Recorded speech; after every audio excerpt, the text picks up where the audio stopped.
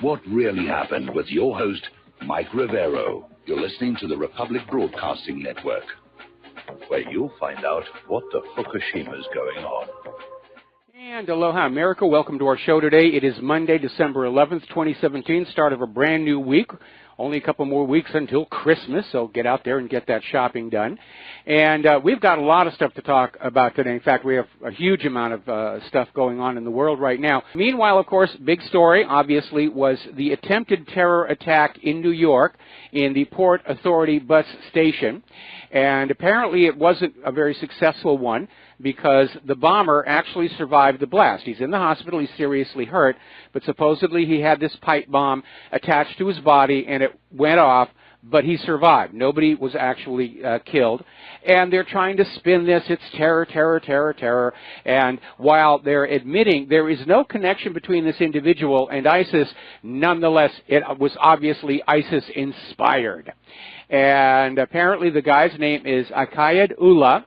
He's been in the country about 7 years, lives in Brooklyn, and he basically entered the country on what is called an F4 visa. This is a family-based visa, and already people are pointing on out this wouldn't have happened if we had a reasonable immigration policy in place.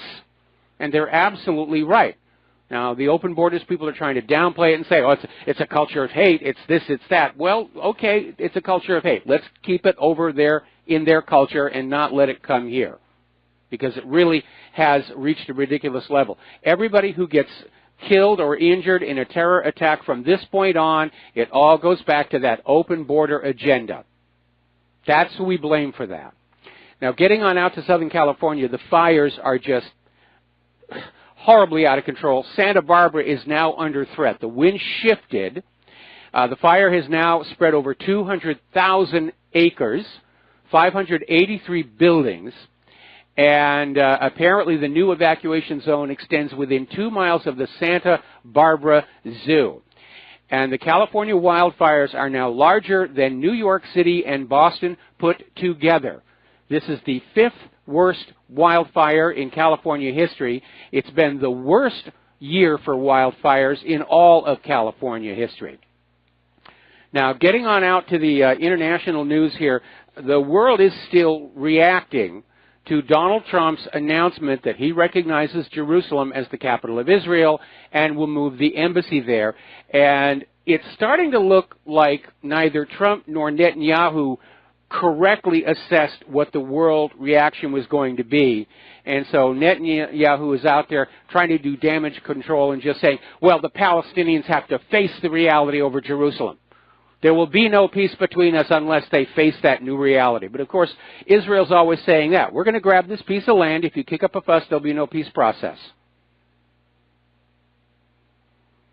Now, Netanyahu basically came on out with this idea that he expects the European Union to follow Trump's lead and recognize Jerusalem as Israel's capital. Not that he was asking, he expected it. And he got brought up short on that because the EU came on back and said, absolutely not. We reject the recognition of Jerusalem as the Israeli capital. So this is not going as well as they hoped it would. Meanwhile, Nikki Haley is over there at the United Nations screaming, you're not being fair, you're not being fair, we won't put up with it anymore over this United Nations Israel bashing over Jerusalem. Is this girl on drugs, or is she just totally, totally clueless? And the reality is that the United Nations is not hostile to Israel. The United Nations is responding to Israel's crimes, which is their job. I mean, Nikki Haley sounds like the kind of person who's going to try and get out of a speeding ticket by saying, you don't like me. This isn't fair. Yes, I was speeding, but you're only writing me the ticket because you hate me. Which is kind of ridiculous here. Apparently, there's been another huge protest up in Berlin over Trump's statement on Jerusalem. And in Beirut, rioters actually succeeded in breaching the gates on the United States Embassy. They had to be repelled by tear gas and water cannon. So this is not going anyway. And apparently thousands of Moroccans joined the rally against the U.S. stunt on Jerusalem. This was in Morocco's capital of Rabat. And the participants carried flags of Palestine and Morocco and chanted slogans decrying the decision of U.S. President Donald Trump to move the U.S. Embassy from Tel Aviv to Jerusalem, claimed by Israel and Palestine as their capital. Now, Israel, of course, is out there saying, well, Jerusalem's been our capital for 3,000 years. Not exactly, when you remember that the vast majority of Jews living in Israel are Ashkenazis, who are not the genetic descendants of the biblical Hebrews. They're descended from Central Asian Khazars who converted to Judaism in 800 AD. And that does not give them any more claim over Israel than if I were to adopt a religion of the Native Americans and say, well, we now own this place, you have to get out because we, nudge, nudge, wink, wink, we're here first. Algeria has denounced the U.S. recognition of Jerusalem as the capital of Israel. Meanwhile, Hezbollah Secretary General Saeed Hassan Nasrallah is saying it's time for a third Palestinian intifada. Well, if Trump wanted to set fire to the Middle East, he did a really good job of it. And if he didn't realize this is what was going to happen, then clearly he's getting bad advice. Over in Indonesia, they're burning U.S. and Israeli flags. They've had 4 solid days of protests over this decision. Even sports fans are getting in on this. Okay? Apparently, despite fines levied on the Scottish soccer club, last year by UEFA for political statements, the Celtic Football Club fans are at it again. They were at a game at Edinburgh's Eastern Road Stadium, and they were holding up banners, Jerusalem is Palestine, blank Trump, and you can figure out what goes in there as well. But here's an article that really says it all over in unz.com. Trump risks uniting the entire Arab world against the United States. Risks it? I think he's just about accomplished it. Now, Saudi Arabia may be still trying to look at where their best advantage is going to be. But there's no question that the decades of diplomacy that the United States has invested in the Middle East just got thrown out the window. Story coming on out from Express in Great Britain. Donald Trump is told to drop the illegal Jerusalem plan as Arab countries consider sanctions. Last Friday I said this was probably where it was going to go. They're not going to militarily attack Israel. They're not going to militarily attack the United States of America. But they've got their hands on those valves on the oil pipelines.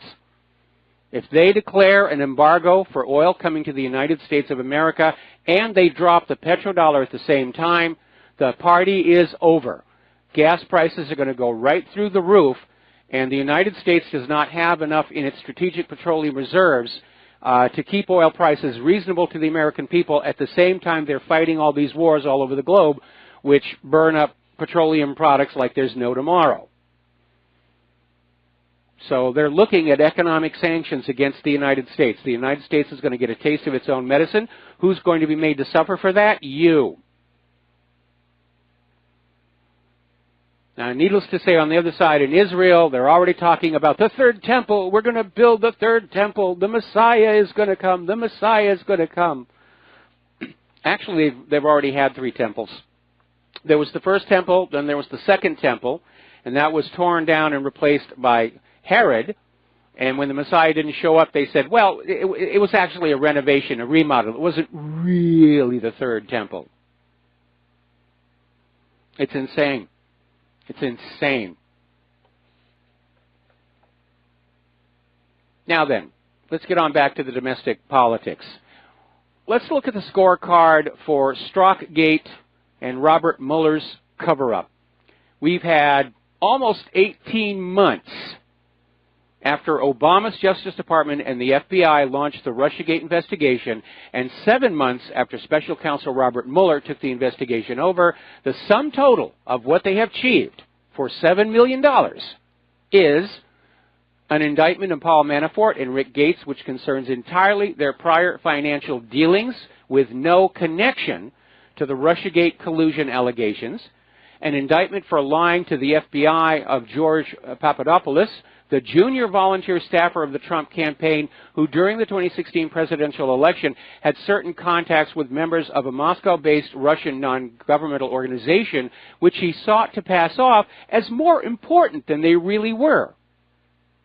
And again, this does not touch on the Russiagate collusion allegations. And finally, they got an indictment of Michael Flynn for lying to the FBI arising from his perfectly legitimate and entirely legal contacts with the Russian ambassador after the 2016 presidential election, which also does not touch on the Russiagate collusion allegations, and which, frankly, to many observers, looks like it was an act of entrapment by the FBI. Of actual evidence to substantiate the claims of collusion between the Trump campaign and Russia during the election, Mueller has come up with zero, zip, nada. It is not there. It's a fishing expedition, and they're not finding any fish at all. Now, do you remember Fusion GPS? This was the company that was hired by the Democrats and the Hillary campaign to come up with any damaging information they could find on Trump. And now we're beginning to realize, because of the dossier, Fusion GPS wasn't doing research. They were trying to create a plausible fiction. And apparently at one point, Fusion GPS tried to create this story where Donald Trump was hanging out with Jeff Epstein. And basically, Fusion founder Glenn Simpson pushed the idea that Trump and Jeff Epstein were really close together. And, of course, as you remember, Epstein pled guilty in 2008 to soliciting sex from an underage girl. And now he lives down in the Caribbean where he can do what he wants to do. But the actual Trump-Epstein link appears purely social, contrasting that with Bill Clinton's 20-plus plane rides on Epstein's Lolita Express private jet. Now, and you have to wonder, what's wrong with these people? Is this the best that we can do for political leadership?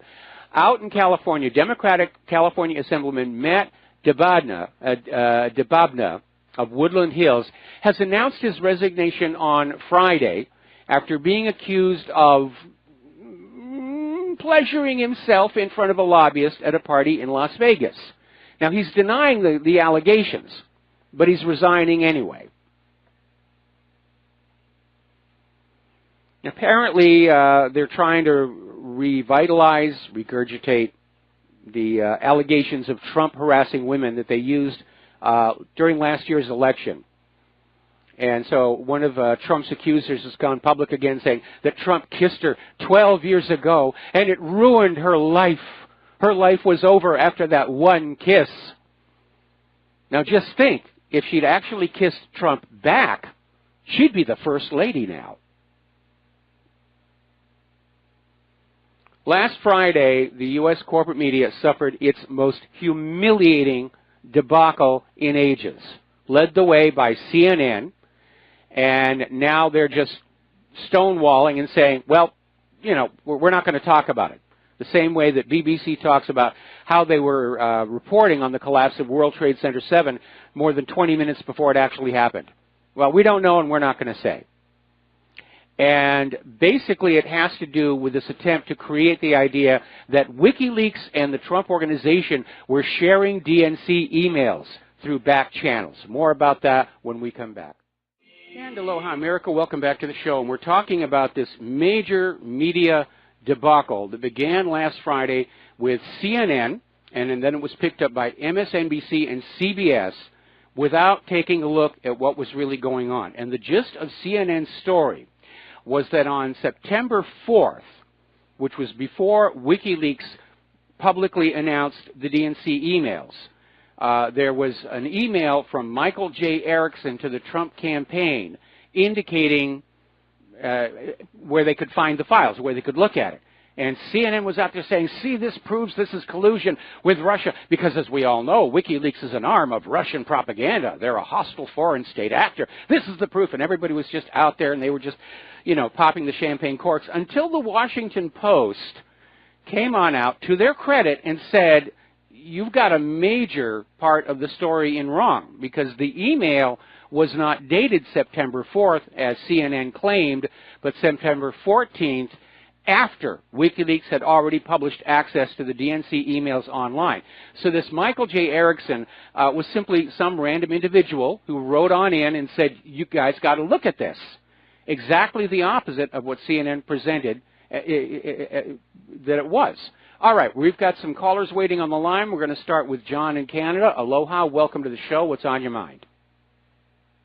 Yeah, hi, Mike. Good show, as always. I want to backtrack a little bit and get onto the subject of Jerusalem. I'm upset that the U.S. did what they did, but I think I've found a way that I could sort of subtly protest that. And from now on, if I ever refer to Jerusalem in terms of Israel, I will call it West Jerusalem.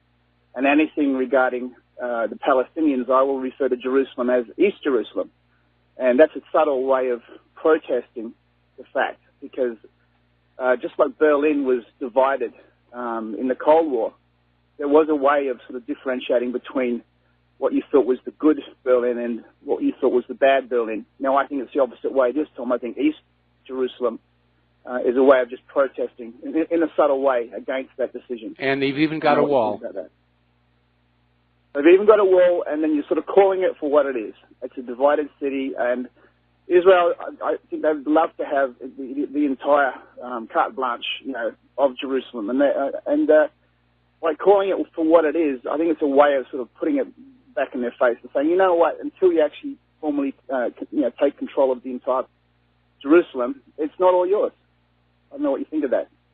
Well, I think looking at the two cases in history tells you where the bias is coming on down, because when the Soviet Union cut off access to West Berlin to try and starve them into surrendering their own government and accepting rule by the Soviet Union, the world responded with the massive airlift, the Berlin airlift, just flying airplanes of food and water and medicine and everything to keep West Berlin going. Well, now you have Israel is attempting to basically cordon off and strangle East Jerusalem, and the world does nothing. Exactly. Yeah, I'm never going to call it just by its term of Jerusalem. From now on, I'm either going to call it East Jerusalem or West Jerusalem. And I think it's a good idea. That's what I mean. Right on. Okay, thanks, Mike. I'll get off the phone now. All right, thanks an awful lot. We're going to switch over to Margie in California. Aloha. Welcome to the show. What's on your mind? Hello, Mike. Yesterday, I know a Syrian, he owns a small store, and I just asked him what he thought of what Trump did as far as claiming Jerusalem as the capital for Israel, and I asked him, what do you think about that? And he said, I think that's Trump's way of asking Netanyahu for help, because there are strong rumors that they're planning on assassinating him. They're planning on doing things to Trump, and maybe that's his way of asking Netanyahu to help protect him in Washington. Well, that may be one theory, but we do know that AIPAC and Netanyahu have been lobbying for this for decades. We know that Trump's main financial support, Sheldon Adelson, said this was what he wanted. And so Trump is taking care of his supporters and his donors, but he obviously did not really consider the long-term results of what he was doing. Mm-hmm. Yeah, but I do kind of think that he needs some kind of protection. I don't know if the military will be protecting him that much. Well, I know Donald Trump has the regular Secret Service protective detail, which unfortunately hasn't been all that impressive of late. I think he still has his own private security as well. And I really do hope they're doing their job, because as disappointed as I am in Donald Trump, I don't want anything to happen to him because the resulting chaos is just going to make things that much worse. Yes. You're right. Okay? Okay, thank you very much. All right, thank you very much for the phone call. We have another call. Aloha, America. Welcome back to the show. We're going to go back to the telephones now. Max in Canada. Aloha, Max. Welcome to the show. What's on your mind? There's a problem here, and that, of course, okay. there's a problem here in that maps change over time. And the fact of the matter is that the Israelites were driven out of that part of the world, and they're trying to come on in and say, well, we should just undo all those thousands of years of history and give it back to them. And that makes about as much sense as the Native Americans saying, let's unwind the last several hundred years of history and give North America back to the indigenous tribes. We're always moving into the future. The point is that Israel is unfortunately founded on the writings of some Bronze Age goat herders, and they're still running their government as if they're Bronze Age warlords, and that is way out of touch in the nuclear age. And all Israel has to do is start being fair and balanced to give to the Palestinians that which Israel demands for itself, a right to exist in a capital city, and all this will go away. But unfortunately, Israel's government's attitude continues to be, no, we're supposed to have it all, and maybe if you're nice to us, we'll give you something down the road. Oh, yeah. I'm with you in that. Yeah, with you, they cannot figure out yet. Well, again, the focus on Jerusalem, isn't what it's a capital of. It's obviously the religious overlap. And what's really amazing is looking at all the war and bloodshed. It's easy to forget that all of these religions began with a single source of Abraham, who was a monotheist along the same order as Amenhotep IV. Or Akhenaten, as he liked to call himself. But you've got the Christian holy sites are there, Judaism's holy sites are there, some of the Muslim holy sites are there. That's why the United Nations declared it a shared city. Everybody gets to go there and say their prayers and do whatever their religious observances are.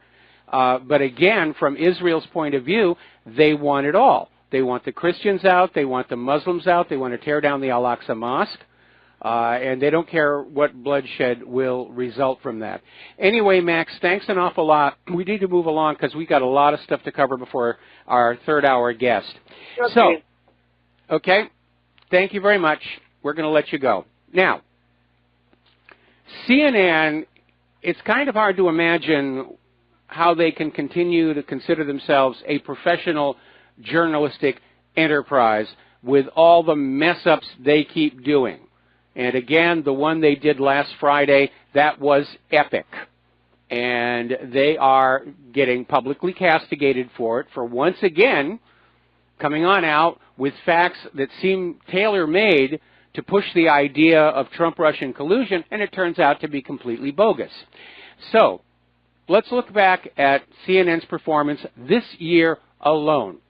On June 6th, CNN ran a story that claimed former FBI Director James Comey would use his testimony the next day to refute President Trump's claim that Comey had assured him 3 separate times he was not under FBI investigation.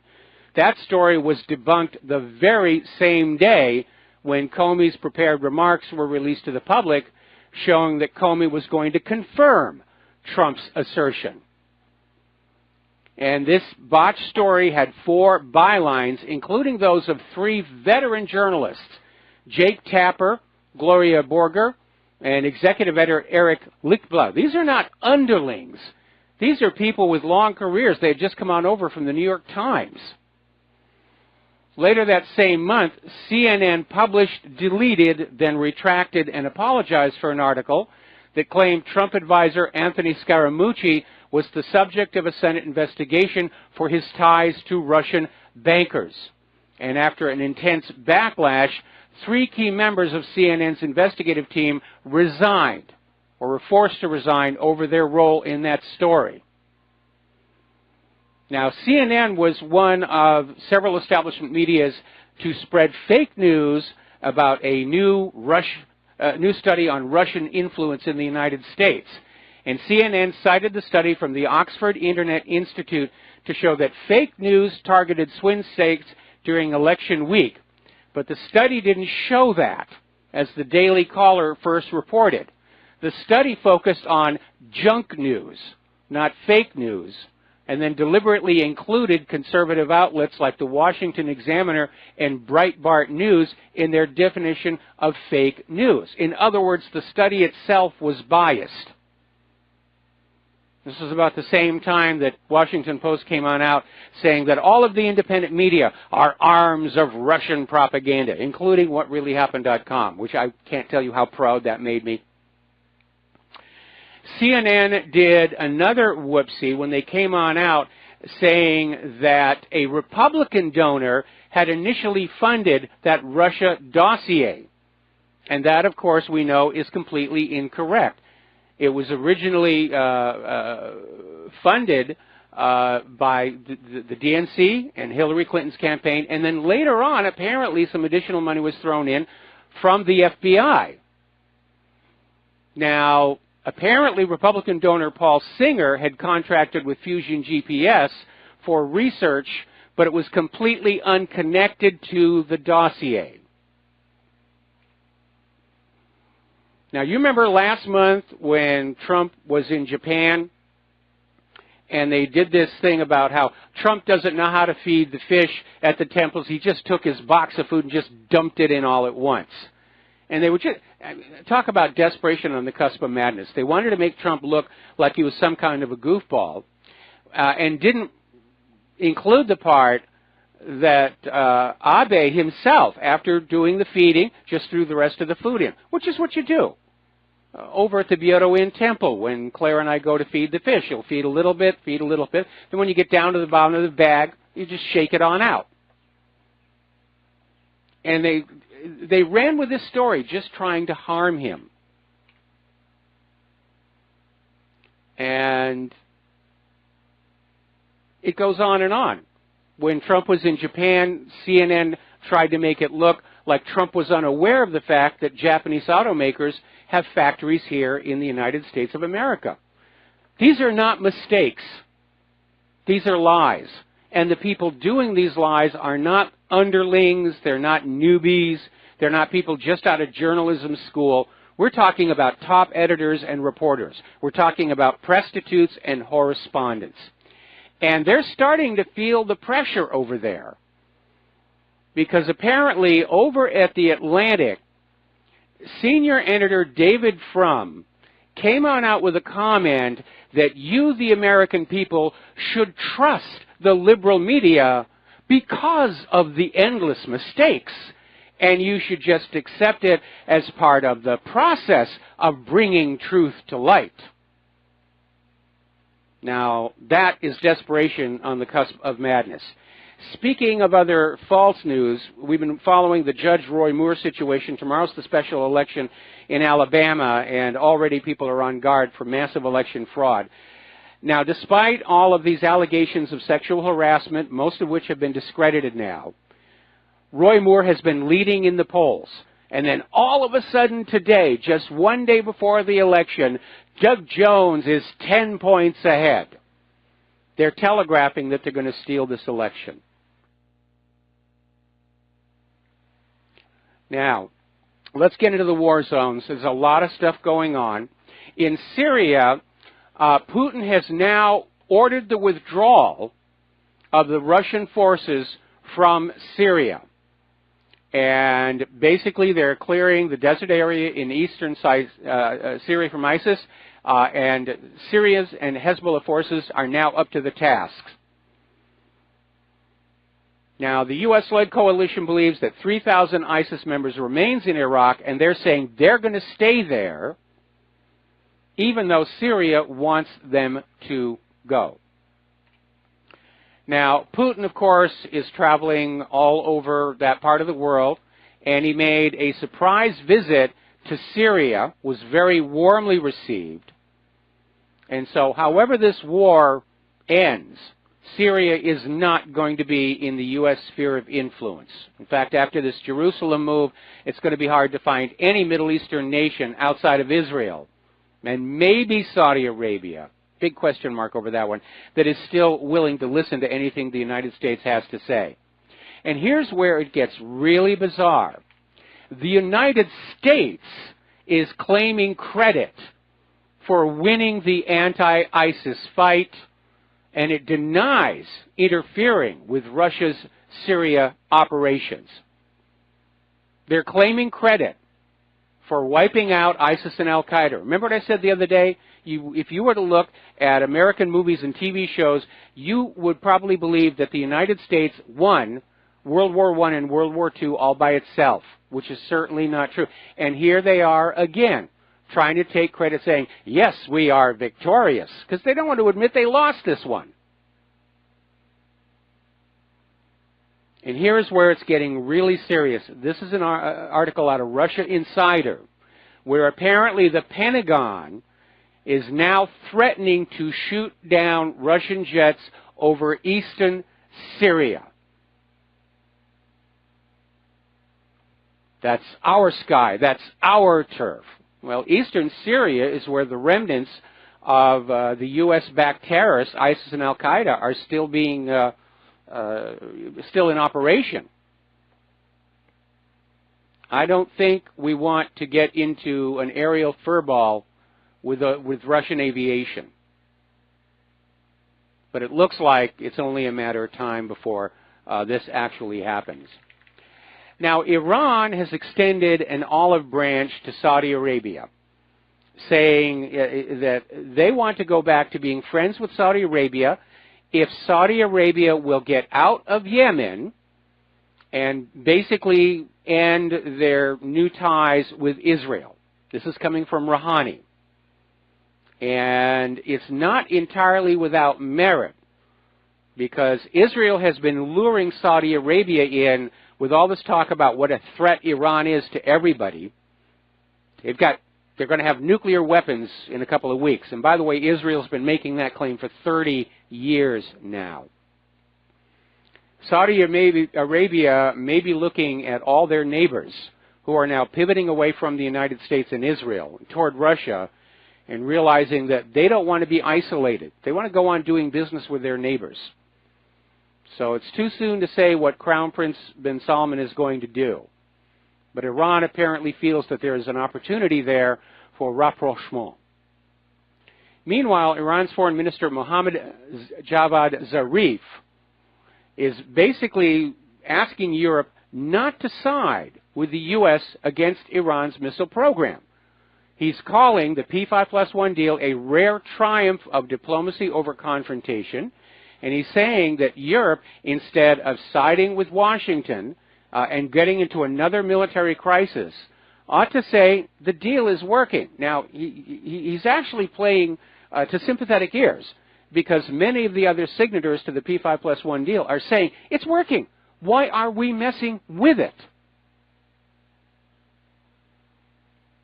Well, it's because the United States government, goaded by Israel, wants a war with Iran. They've been drooling over war with Iran for years to smash up Iran so Israel can attain regional dominance. Up in Ukraine, things are getting very interesting there as well. Apparently, there's been a huge demonstration in Kiev to demand the release of Saakashvili from jail. And they're continuing to call for the impeachment of Poroshenko. Apparently, local media did a poll and found 92% of Ukrainians favor the return of the previous government of Viktor Yanukovych. They've had it with their puppet rulers. They want them out. We'll be back after these few words. And aloha, America. Welcome back to the show. We're talking about the war agenda. The war drums are out there. Now, Nikki Haley, when she's not out there screaming about how unfair the United Nations is to Israel, apparently is saying that the United States will take North Korea into our own hands if China doesn't do more. Well, when did China get dragged into this? If this is the U.S. aggression against North Korea, I'm sure China doesn't feel like being the U.S. errand boy. So the U.S. kicked up this mess in North Korea with all the saber rattling and the drills and all the harsh rhetoric, and they've brought it to the edge of a crisis, and now what do? They turn around and say, you China, fix this. China, I don't think, is going to do anything about it. So Haley's out there talking tough, saying, we're going to take care of North Korea ourselves. Okay, Nikki, here's your rifle. Here's your parachute. We ran out of the camo VDUs, and all we have left are these day-glow orange jumpsuits from the CIA's torture centers. So watch your head climbing into that military transport, and we'll call North Korea and tell them you are on your way to whip their rear end all by yourself. The rest of us, we've had enough of war. Over the last 16 years, and before that, we're going to sit this one out. Meanwhile, in another example of saber-rattling, Japan, United States, and South Korea are going to hold missile tracking drills off the coast of North Korea.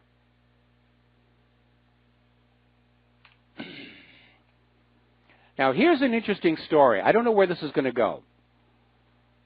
But apparently, the Pentagon is about to undergo its first ever audit after decades of sloppy accounting and missing trillions. Remember back on September 10th, 2001, Don Rumsfeld got up there and said, well, we just misplaced another $3 trillion. No idea where it went. Yuck, yuck, yuck, yuck. Should have been the scandal of the decade. But, of course, 24 hours later, 9/11 happened, and the plane that hit the Pentagon actually flew around the Pentagon, came in from the other side, and crashed into the offices where bookkeepers were trying to find where some of that money had gone. So we know there's going to be a break in the records. So good luck on that one. And meanwhile, undeterred by the threat of an audit, trying to find out where all that money went, apparently the military, the Pentagon, are out there saying, we need more. We need more. We lag behind the modernization process of our main opponents, Russia and China. We could actually lose if we go to war with them. Good reason not to go to war with them. And so, once again, the Pentagon is out there saying, we need all your money. We need all your children. Endless war forever. So they're already out there having wasted such huge amounts of money, brought such misery around the globe, and they want more money. We don't have it. Americans don't have jobs with which to earn the money to get taxed off for the Pentagon budget. The quality of thinking coming out of Washington, D.C. these days, is it lead in the water? Are they all on antidepressants? They do all seem to behave like spoiled children, rolling around kicking and screaming, we want more money for tanks, we want more money for an aircraft carrier, we need to replace the littoral combat ships, and on and on and on. Now, do you remember back when that torture scandal broke, and it was a big, horrible thing? Americans just weren't used to the idea of the United States employing torture. And, of course, the government denied it, then they couldn't. And aloha, America, welcome back to our show, hour number 2. The phone lines are open, 800-313-9443. So here is the deal. Big torture scandal. Oh, yes, the U.S. government employs torture on prisoners. In some cases, they tortured innocent Iraqis to death to find nuclear weapons of mass destruction, which it turned out didn't exist, for all you Kafka fans out there. So Congress held a comprehensive investigation, and they produced a 6,700-page report. Now, that was classified. There was a little tiny précis that was kind of a whitewash that was made public, but the full report was classified. And apparently there was a lawsuit involved trying to get it, and lawyers for the Justice Department assured a federal judge copies of the document were being preserved. Well, in what the CIA Inspector General's office is saying is an inadvertent foul-up, apparently officials deleted an uploaded computer file with the report and then accidentally destroyed the backup disk. But really, it was just an accident. It was just one of those simple little things that happen. You shouldn't read anything suspicious about that. These things happen. It's the government. We misplace things like that all the time. Now, over in Europe, Italy is starting to make noises that they want to drop using the euro. And apparently they're going to replace the euro with something called the Fiscal Credit Certificate. And apparently this plan actually has the approval of the European Central Bank. And among the parties backing it is Silvio Berlusconi's Forza Italy, which is enjoying a tremendous comeback in the polls. Now, apparently in the EU's war on cash, there are some new developments. The EU's Orwellian-sounding Civil Liberties and Economic Affairs Committee has approved tough new rules on cash that travelers might bring into or take out of the European Union. It's also broadened the definition of cash to include precious stones, metals, even prepaid credit cards. Now, at the moment, their definition does not include Bitcoin and cryptocurrencies because they lack the resources to monitor them. But apparently, this new law will allow authorities to impound cash below the traditional 10,000 euro threshold on a mere suspicion of criminal activity. So Europe is now off my bucket list. Speaking of Bitcoin, apparently the Bulgarian government has woken up to a very pleasant surprise. Apparently they seized a bunch of Bitcoins a while ago in an anti-corruption operation. This was in last May. And they weren't really paying attention as Bitcoin began to really take on off. Somebody decided to take a look at it and discovered they have $3 billion with a B in Bitcoin. That's about 18% of Bulgaria's entire national debt can now be retired on these Bitcoins. Of course, if Bulgaria dumps them all at once, Bitcoin is going to crash probably. Over in France, Macron is facing a tough new challenger after populist candidate Laurent Wauquiez was elected president of France's Conservative Party in a landslide victory. This is another example of the Eurosceptics, anti-open borders politicians making tremendous gains. Now, in January of last year, when he was still a candidate, Donald Trump made a comment that thanks to mass immigration, Brussels was turning into a very terrible place. And Belgian and European politicians presented this united front in the media. How dare he say such a thing? Brussels is the capital of the European Union. It's the very quintessence of the postmodern world, the avant-garde of the coming global civilization. How dare you say it's not a very pleasant place to live in? Actually, they use stronger language here. Well, look at our own capital city, Washington, D.C. If you're in one of the federal buildings or one of the museums, it's very nice. You get outside of that, it's a very, very rough place. And today, looking at Brussels, turns out Trump's analysis was absolutely accurate. Now, over in Berlin, they're starting to show the strain over the surge in migrant population, and the migrant population is not bringing in with it new sources of wealth or tax revenues.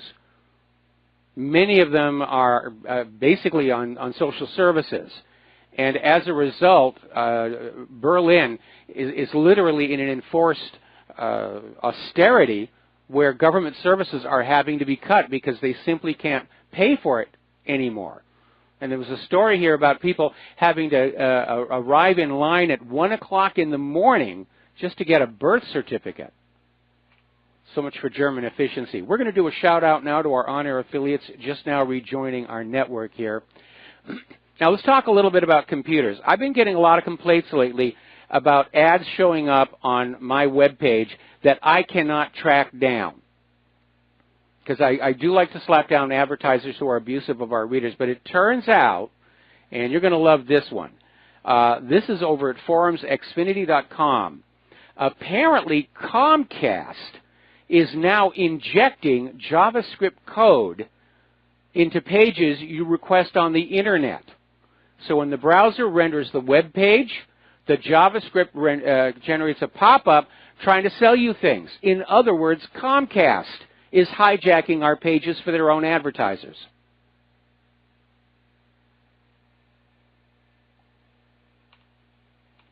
So that's pretty tacky.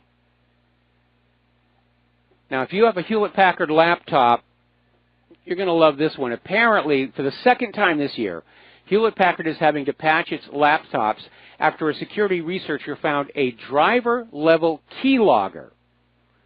And apparently, this was located in the Synaptics touchpad driver, which is used in almost all, across the board, HP laptops. Now, it's turned off by default, but a single change to a registry entry can turn it back on, which means it's open to malware. All right, let's take some phone calls now. Tony in Puerto Rico, aloha. Welcome to the show. What's on your mind? Yeah, hello, Mike. I don't know if you ever heard of Jim Fetzer. Yes, we've talked to him. We've done some of his stories, not all of them, of course. Okay, yeah. I was listening to him the other day, and I kind of disagree with him. He stated that the Twin Towers were brought down by mini nukes. That's why I don't talk to Fetzer much longer. Yeah, because you irradiate the whole city. Nobody can live there, work there if that happened. What do you think? And there's radiation monitors all over the city anyway. If that had been the case, the alarms would have gone off. But unfortunately, I think that Fetzer or whoever's feeding him this stuff, his job is to try and make the independent media look silly. It's a propaganda term called kookification, and Fetzer, he's had books out there about how the Apollo moon landings were faked, and so we don't associate anymore. Okay, thank you, Mike. Good night. All right, thank you. We're going to switch over to Peter in Los Angeles. Aloha, Peter. Welcome to the show. What's on your mind? Yeah, hi, Michael. I wanted to remind you also, as you went over the torture report, that while the Senate and House were compiling the information on the torture report, the Intelligence Committee in the Senate and the House were spied upon. These are the committees that were set to oversee, and the oversight committees for the CIA. The CIA spied and bugged their phones, bugged their offices. They broke into the computers. That's how to control that. They hacked into all their computers. That's right. Yeah. And threatened some of the staffers with prosecution. But I wanted to say, I sent you an article that I ran into this morning. Mm-hmm. And I'm not sure whether or not it's true or not, but it was alarming.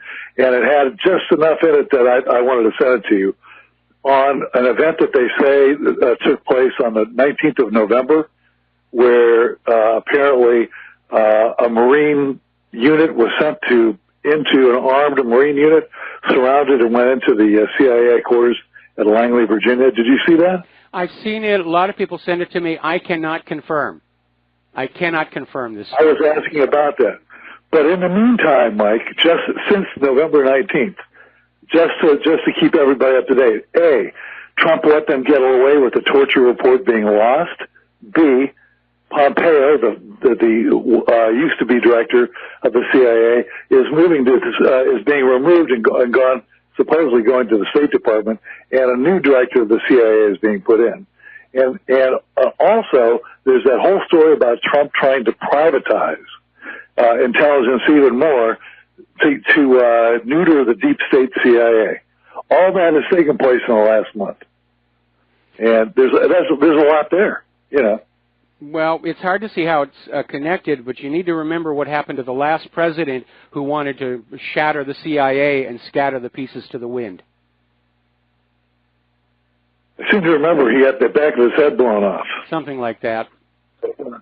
But there's a lot of and then even with the reporting that you talked about with CNN and how they were completely false stuff. That that people are saying that was leaked back to one of the intelligence committees or the intelligence agencies themselves, who of course, you know, they get that story out and the retractions are minuscule. Most of the people, including my own wife, still think that story from Friday was correct. Yeah, so, and it's an old propaganda technique to, you know, make the lie a headline, make the retraction a footnote underneath the obituaries. But we know that along with corporate masters and Israel lobbyists and everything, the Central Intelligence Agency has had the corporate media under control going back to the end of World War II through something called Project Mockingbird. And it was simply a case of making sure that all of the top executives at all the corporate media outlets were CIA assets. Yeah, and that was confirmed during the church committee hearings in the 70s when William Colby, the director of the CIA, was quoted as saying something like, yeah, there's virtually no serious media person who isn't under our control. Yes. Remember that? I remember that. But anyways, just wanted to, by the way, William Colby was then died under very suspicious circumstances himself. Yes. But at any rate, Mike, I just wanted to, if you had heard anything more about that coup thing, to me that's plausible, but I said it to you, and I didn't expect you to run it. I just wanted to make sure you saw it. I can't confirm. I absolutely cannot confirm that it happened. Okay? All righty, guys. Thank you. All right. Thanks an awful lot. Aloha, America. Welcome back to our show, and it's time to grab your pencil and paper here because I'm going to give you an address and a phone number. If you would like to support Republic Broadcasting, and we need your help. We're up against the varsity right now in terms of the hackers that are after our server. We're dealing with equipment that's outdated. Certainly out here in Hawaii with all the salt air, this equipment all behaves like it's made out of compressed rust. And you'd be amazed at how quickly it all falls apart. So if you want to send in a check, a money order, something like that, the address is Republic Broadcasting Network, 2251 Double Creek Drive, number 302, and the city is Round Rock, Texas, 78664. If you would like to call in a donation by credit card or debit card number, the phone number is 800-724-2719, extension 03. All right, let's take some phone calls. We're going to start with Rick in Arizona. Aloha. Welcome to the show. What's on your mind? Net neutrality is on my mind, Rick, Mike. Yes. In 2008, there was a vote on net neutrality, and there's 35 congressmen in the state of Texas, and everyone voted against it, including your precious Ron Paul. Now, this morning, after this bogus terrorist attack, whatever you want to call it, a police lieutenant was on MSNBC saying that these chat rooms on the Internet are the radicalization location for terrorism, and we have to get the ISPs to shut them down. Now, political discussion is the number one threat to the establishment, and they're coming at it with both barrels. And it's all happening under your buddy Trump. All you Trumpers out there think this guy's so great. I don't know. I don't think so. Well, no, I don't think he's great anymore. He's been a tremendous disappointment. I just think Hillary would have been worse.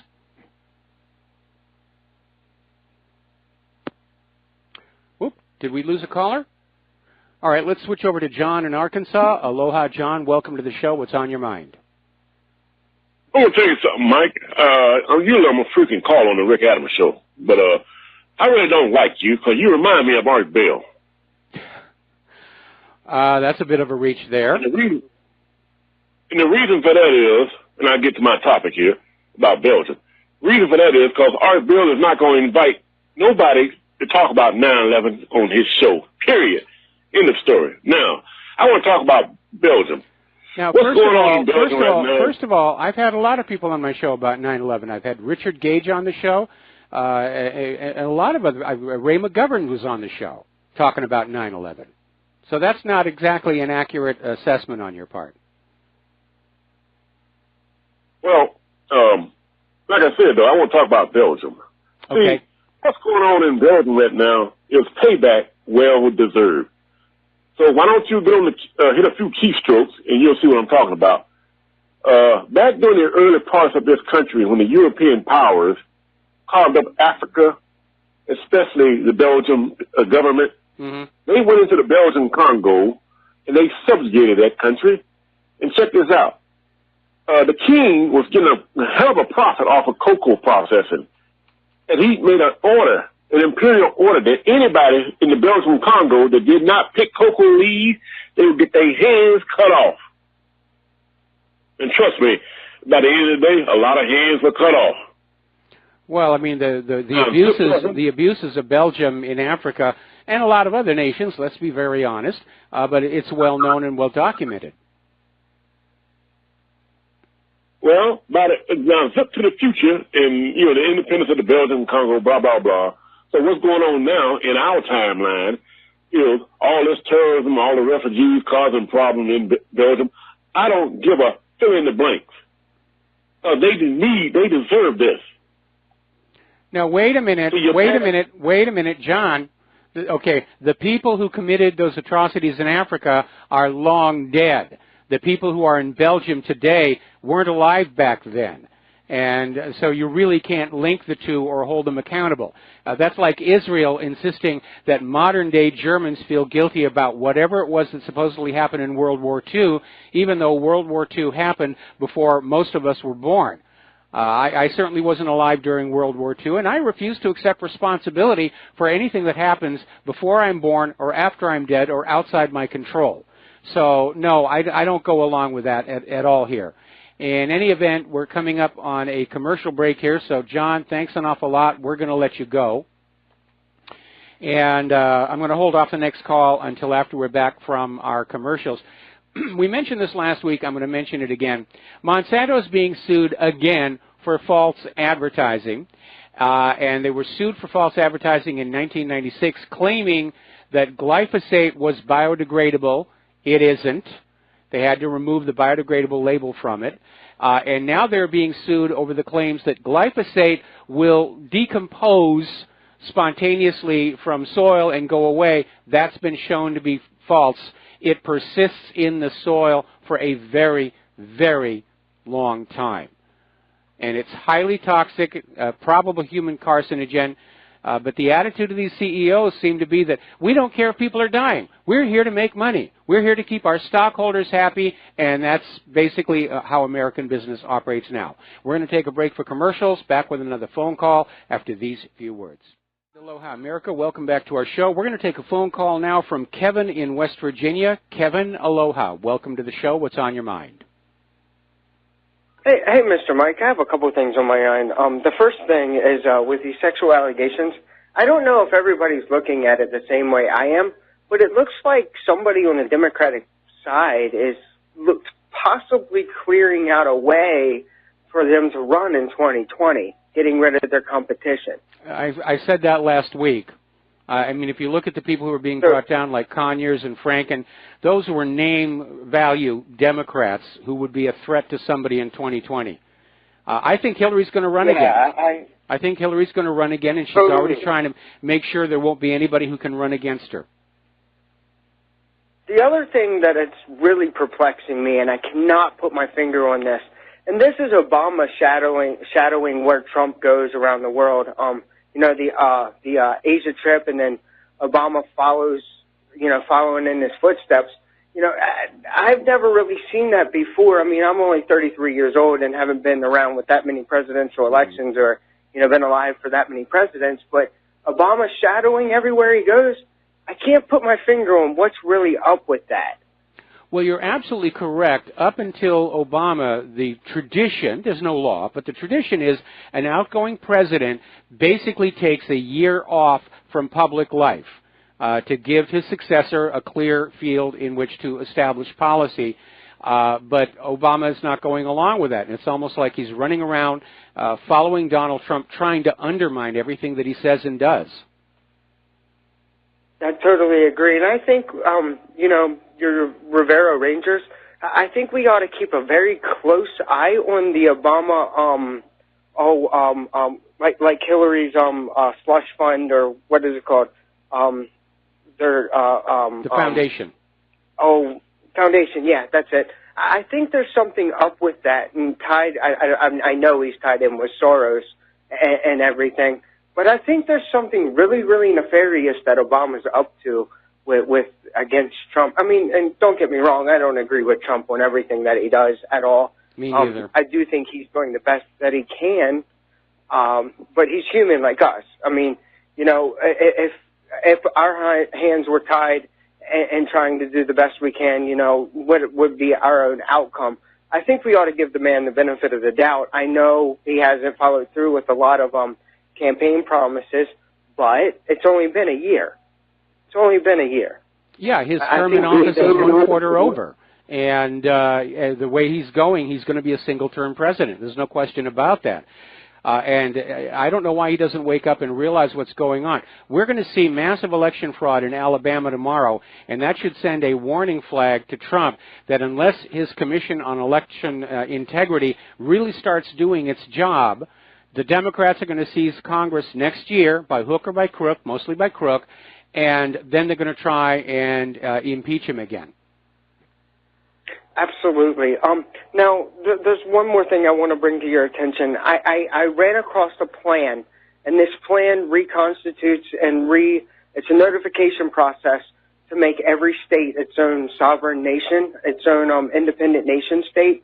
If we were to do this and to follow this plan and to follow this law, we could get, the country back from under corporate America and bring it back to the people, giving the people control of the military and restating and rebirthing page 2 of the Declaration of Independence, and then we could actually go after. It sounds good, but the last states to actually try and do that was the Confederacy, and that didn't work out too well.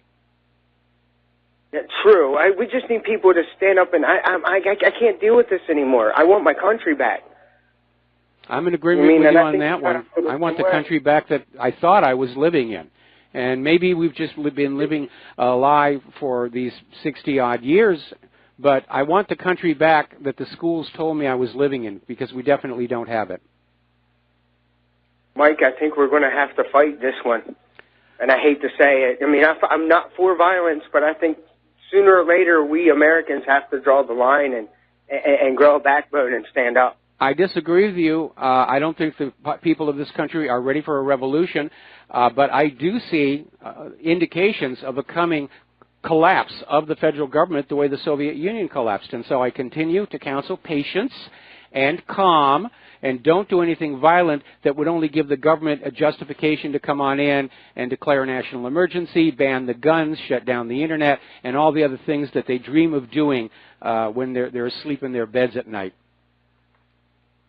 Totally agree. Well, that's all I have for you, Mr. Mike. I hope you have a wonderful day, and I hope nobody else criticizes you. I hate to hear that when they do that. Yeah, everybody's got a right to criticize. I just didn't think it was particularly valid here. Anyway, it doesn't really matter. Kevin, we're going to let you go, and we're going to switch over to Curtis in Alabama. Aloha, Curtis. Welcome to the show. What's on your mind? Yeah, Mike, this is Curtis in Nevada. Okay. I think the difference between Kennedy and Trump is that Kennedy didn't know what he was up against. I don't think anybody could have. But I think Trump knew. I think Trump probably knew about 90% of what's out there before he took office, and that he's using right now the Marines as his personal bodyguards from everything that I'm looking at. And you can't openly declare war on your enemy until you feel, like you can actually have your confidence that you can prevail. And so I think that I'm hoping, I'm not saying I know for sure, but on the domestic front at least, I think that what he's doing is that he's keeping low key, he's assessing his strength and his loyalty and the enemy and their weaknesses. And that when he called for that calm before the storm, when he made that pronouncement, and you started seeing reports of these indictments and the Langley thing, okay, and I think those things happen. Again, I can't confirm that story about the Marines at Langley. I've seen the same story repeated endlessly all over the net. It's always coming from the same source. There's no confirmation.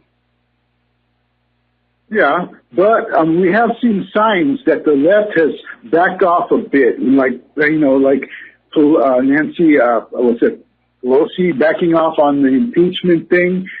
We've seen the left seem to back off, and they do seem to be really concerned. So at this point right now, I'm not ready. I think the reason that the left the liberals, the Democrats are backing off a little bit is they realize that this entire year of crybaby tactics has damaged the brand. And they're already starting to plan for the midterm elections next year. So they're saying, okay, we have to put on a whole new front for the people to convince them we have matured, we've grown on up, we're not going to kick and scream if we don't get our way.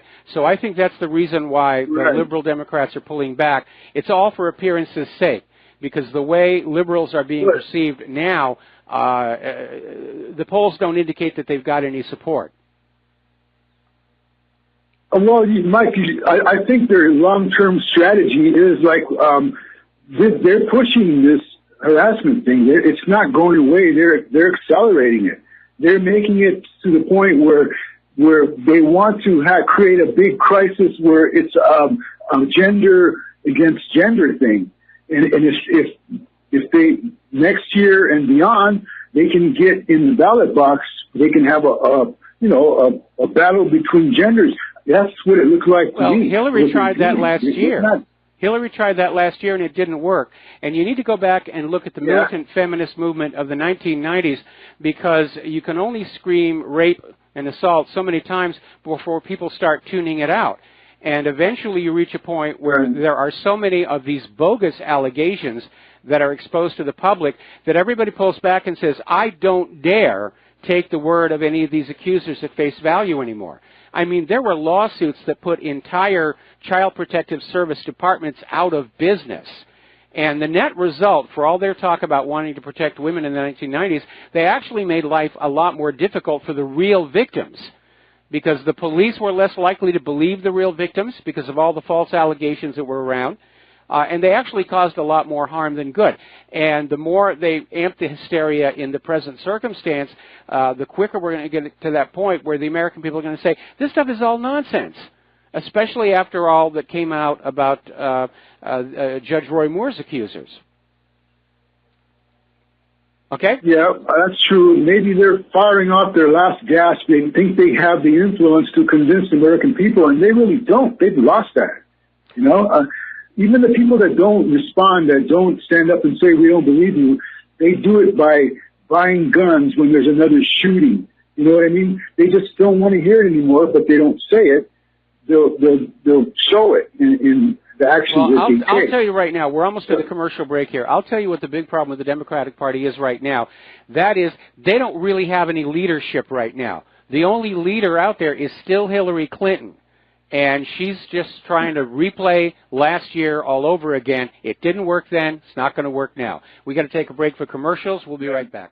Aloha, America. Welcome back to our show here. And as the Old Farmer's Almanac predicted, winter is arriving late this year, but it's arriving hard. And Britain is dealing with blankets of snow. Everyone's already talking about the polar vortexes coming on back. Apparently, on December 9th, dropped 7 inches of snow in parts of suburban Philadelphia. And everyone's going to say, oh, well, come on, you know, it's winter, there's going to be snow. Yeah, there's supposed to be snow. But remember back in March 20th of 2000, when all the global warming people were saying, snowfalls are a thing of the past. We'll have to describe to future generations of children what the world looked like when there was snow. Didn't happen, did it? And they're still out there trying to push the global warming propaganda. Shocking report reveals there is a 93% chance that global warming will exceed 4 degrees centigrade by 2100 if greenhouse gas emissions continue at the current rate. So they're still trying to get their carbon tax. It's just another way to take more money away from you and make it look like you deserve to not have the money because you'll do bad things with it. Remember when they were talking about the GOP tax plan and that politician came on out and said, we're not worried about lowering taxes on working class people. They'll just waste it on booze and broads.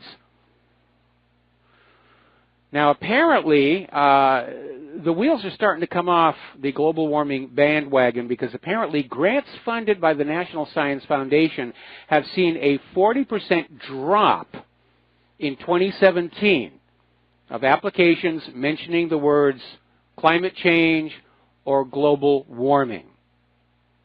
And once again, the alarmists have been caught fudging the data. faking sea level rise. And apparently the raw unadjusted data from the gauges is showing no rise. But after it's gone through the scientists, oh, wow, look how the ocean is just rising. The reason we have scientific method, the reason we call for reproducibility, the reason we demand the raw data is because individual scientists are just as corruptible as individual lawyers, clergy, politicians, and so forth. By the way, over the last weekend, there was this major global warming conference. 25,000 people showed up, estimated burden on the atmosphere, 30,000 tons of carbon dioxide, which kind of makes their warning seem a little bit less credible to the public. But our carbon dioxide is good, and your carbon dioxide is bad. Okay. All right. Now, here's an interesting story. A gentleman in Chengdu, southwest China's Sichuan province, was misdiagnosed with HIV 7 years ago and decided rather than undergo all that medical treatment, which he couldn't afford anyway, he just waited for death for 7 years. And he went on back to the doctors and said, what's going on? And the doctor said, oh, our bad. You don't actually have HIV. So he's suing for the misdiagnosis. And that's a reality. When I had my little stay in the hospital a few years back, the reason it got to be so out of control was there were 2 misdiagnoses in a row before they finally realized what was going on. So we may have the most expensive medical care on earth, but it's not really very good. Another story coming on out from Natural News. Statins are the gateway drug for big pharma. If you take one, you'll need 4 or 5 more prescriptions just to deal with the side effects. Money, money, money, money, money, money, money coming on in. Sweden has now banned mandatory vaccinations over serious health concerns. All right, we're coming up here on our station identification. When we come on back from this, we're going to be talking with Mark Pendergrast, who is going to be talking about Jerry Sandusky and the rush to judgment. And there's sort of a moral lesson. It's relevant to what's going on.